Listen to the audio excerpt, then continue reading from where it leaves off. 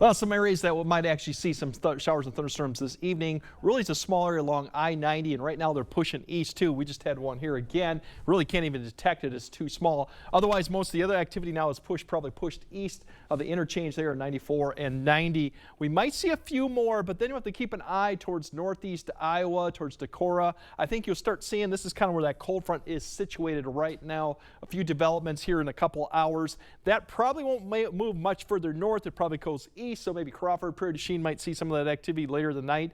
Then we're going to start seeing general activity develop probably late, closer to midnight. It could be along I-90 or just south of the area right now. That'll persist probably for a few hours, so La Crosse may see another opportunity. Now going into tomorrow morning, still a little bit of question how far north this line of light rain showers or storms will get.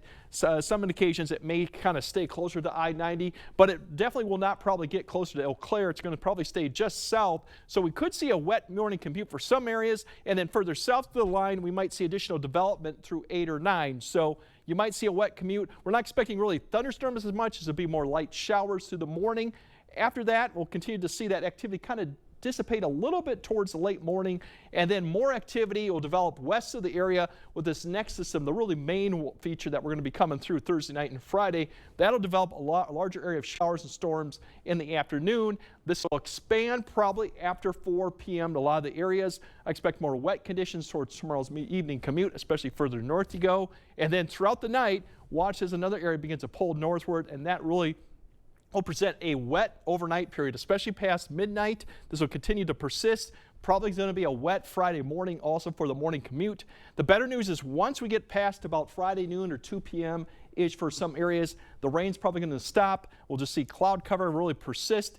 And even better, as that low begins to push further east, Friday evening we should start seeing some clearing towards Friday afternoon. The only problem with this north wind, it is going to feel cooler Friday, probably the coldest day we've had in the 8-day period with that north wind. Could be breezy at times too, but we're not expecting any wet conditions for Friday evening activities. Precipitation amounts, now this really depends on how everything lines up with thunderstorms, but right now there will be a corridor area that could pick up 1.5 inches from now all the way to about Friday noon. Lesser amounts further east. But this all, once again, depends. If you get a couple thunderstorms going in the same area, you can really pile on the amounts. But overall, another good soaking rain for this month of April, which is going to end up being fairly wet.